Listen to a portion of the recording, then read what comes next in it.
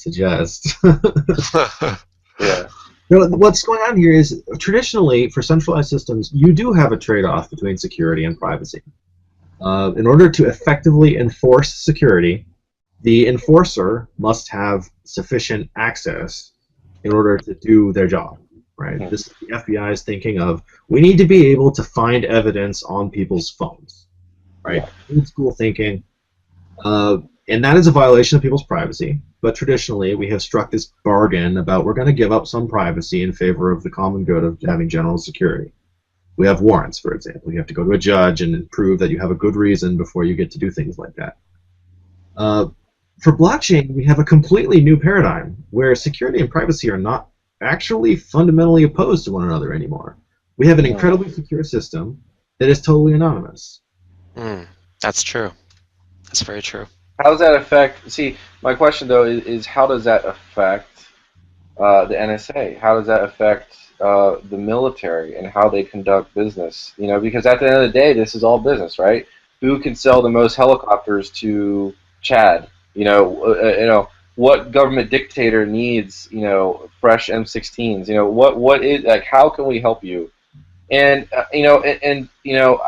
it's so crazy because it's ultimate question of like, well, why do I need to kill you? Well, because you burned down my village. Well, why did you burn down my village? Because X, Y, and Z. It's just like a long blockchain ledger of, you know, how far do we take this back, people? You know what I mean? It's just so crazy in my mind, and I don't have an answer.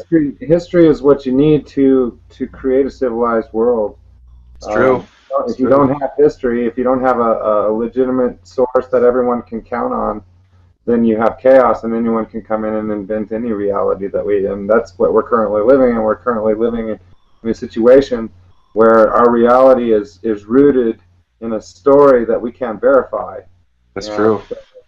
So once we can create a world where we can verify our story, our history, our past, then we can move forward, and we can move forward in all kinds of ways with property ownership and or you know, distribution of public resources or whatever.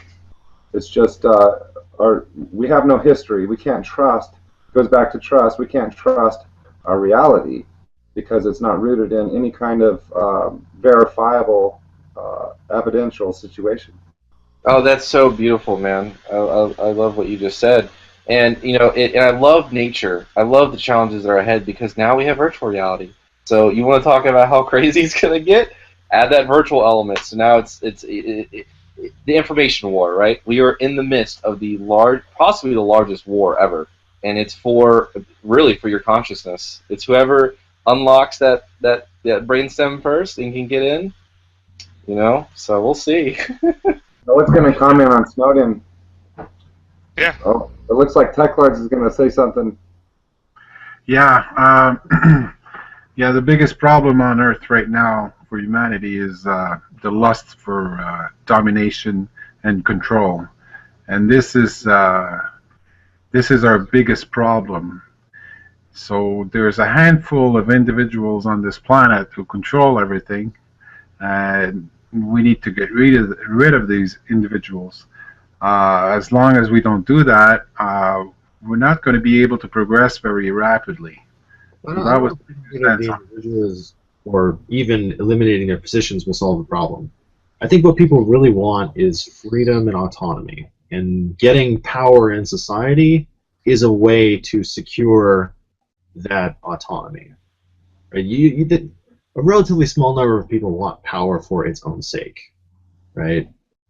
But it seems like almost everybody needs at least a little bit of power in society in order to keep their position, right? In order to have the freedom to do things that they want to do, to be left alone if that's what they want. They have resources. Society, that's the opposite of society. Society is the equalized power and balance, or equalized or balanced of power. That's what peace is. It's a balance of power. And the problem is that no one understands that they're their own person. It's like, you know, not person, but you're your own sovereign unit, and that you don't need a government to make decisions for you. But everyone's, you know, running around using that system, and so the government is making decisions for everyone. It's about making it's about making the current system that we have obsolete, and that's that's the hope of the blockchain, I suppose. But Yeah. the truth is that we don't really live in a society. We live in more of a cannibalistic anarchical society, where everything is chaos, or the perceived definition of anarchy. It's everybody eats man versus whatever. To comment both on Tech Lords and Lee and Evan, the word that because I brought this up to our CTO, and this is just where I love it's great when you find your own community, and but he used the word disarm, and I like that word so much because, dude, when you're disarmed and you don't have anything to use anymore, you're gonna be paying a big price because you can't fight back. And then the full weight of all the justice is going to come hammering down on your corporation or potentially if we actually find these individuals, because they're very good at hiding. Because again, no one's going to stand for this. We can't, because we're actually going to burn the planet out of existence. So, disarming it, we can't. We understand that. Look, there's no way. You don't want to get into a drone war with the United States. I'm telling you right now. I mean, you could. But it's probably a bad idea. You don't want to be living under a police state tomorrow if we just started, first person to throw a Molotov cocktail at the White House. I mean, it hasn't been done yet, right? But now that we have drones and you can just run 1,000 drones into the White House, chaos can break out any second. So in order to instead of fighting, you find a way to disarm. And then once you disarm, then we can all have a conversation, because there's no, I feel like the rational, we're being very rational with this technology. You know what I mean? We're here in this conversation talking about governance, being very respectful. We all have our own sovereignty, all our cryptocurrency. But when it comes to rubber hitting the road, Tech Lords bring up a big point. Unfortunately, there are people out there that do control small countries. You know what I mean? So the idea here is to build a system that people like better. Yeah. A decentralized economy that lets people control their own lives, their own privacy, meet their basic economic needs at least, and not have to worry about the stresses of. Oh man, you just brought up another point. Live. It's like, you don't really. There's sort of like an objective beyond. It's like it's a means to an end. That we can eliminate that means and just go directly for the end. That's exactly kind of touching on what Lee was saying, making it obsolete. And I like to say about we just bypass the system. We don't need it, which leads to disarming of them. So we give them the power because we give them what Lee was saying, that we look for them for the rules, or we give them our attention.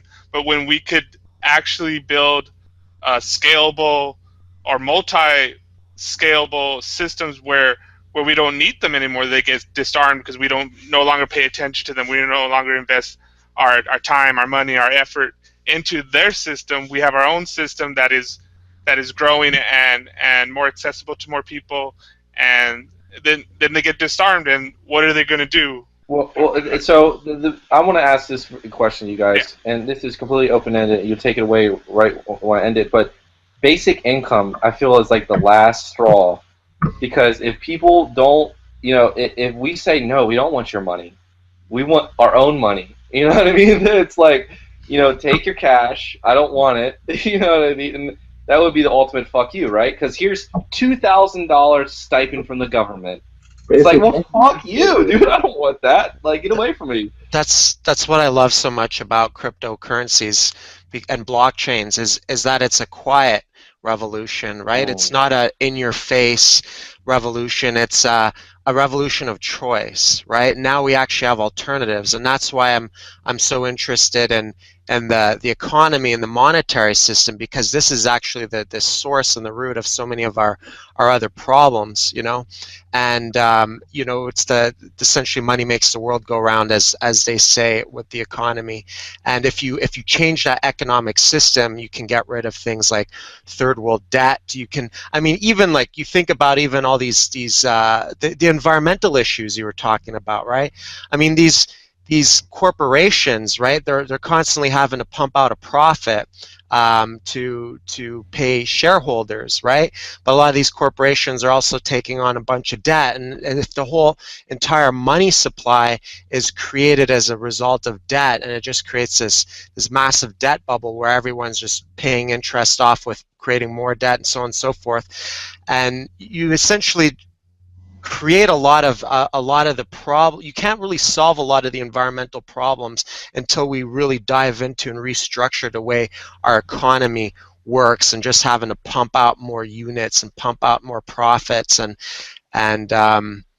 you know, and so that's what I love so much about blockchains, for one, and the decentralization of the services that blockchains have to offer, but even just the unit of currency and the monetary system, and being able to have alternative means. Because I mean, I was into this stuff way before Bitcoin came around, but when I heard about Bitcoin and cryptocurrencies, I fell in love with it, because for the first time I actually saw a viable solution that was scalable on a global level, right? It was before, you know, people could talk about local currencies, or they could talk about gold or silver, but I mean, those aren't, you can't send those internationally for international payments. You can't keep track of things on this ledger system, right? Right. But I'd like to just do a quick comment here. I always said that free energy, or access to free energy, will be the key to our liberty. Yeah, that's true. And it's gonna bring down all forms of authority on this planet. As soon as everybody has access to free energy on this planet, all forms of authority are going to vanish, disappear. So, did you guys hear about the price of lithium going way up just because of Tesla's newsletter? That their new batteries. It's going to happen. We're going to move there, but that still is going to be painful, because you're going to have corporations out there ready to buy up all the lithium, and then we have to.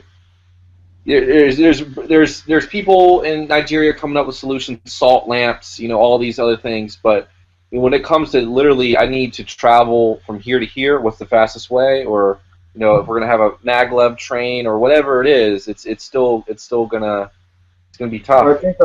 I think the fastest way from point A to point B is the concept of crowd selling, and combining that with the idea that we can create a decentralized autonomous organization, basically a bot, a computer that runs the upper management of an organization, and the shareholders are the same people that are the benefactors, the people that want the product or the service.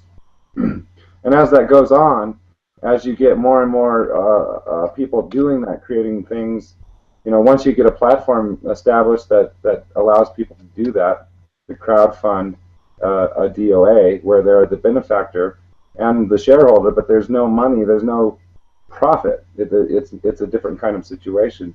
You start to make corporations themselves obsolete. The concentration of focus really needs to be absolute avoidance of everything that we've been doing, and a completely new frame of thinking on how we're going to approach and solve our problems in the future. You're talking about a completely new type of socioeconomic structure where there isn't this social stratification into a lower, middle, and upper class. Instead, you just have only the permissions that people have, and everybody in the properly designed system, at least the way that all of us want to do it, is everybody has the same rights to be a investor and also a consumer, and even a facilitator if it's a human task rather than an autonomous task. And this is why we're talking about governance tomorrow, Evan, because it's like it's perfect. It leads us into action. We have the philosophy, we have the technology. Now we actually have to act and govern and create those bonds between one another. So it's great. Yeah. And I find it's important to look at the roots of government. The social contract or compact between, like you were saying earlier, how it's that balance between security and freedom, right? Because out in the wild and natural law, we have absolute freedom, but you know, when you get together in a society, obviously you need to ensure that people's rights are protected.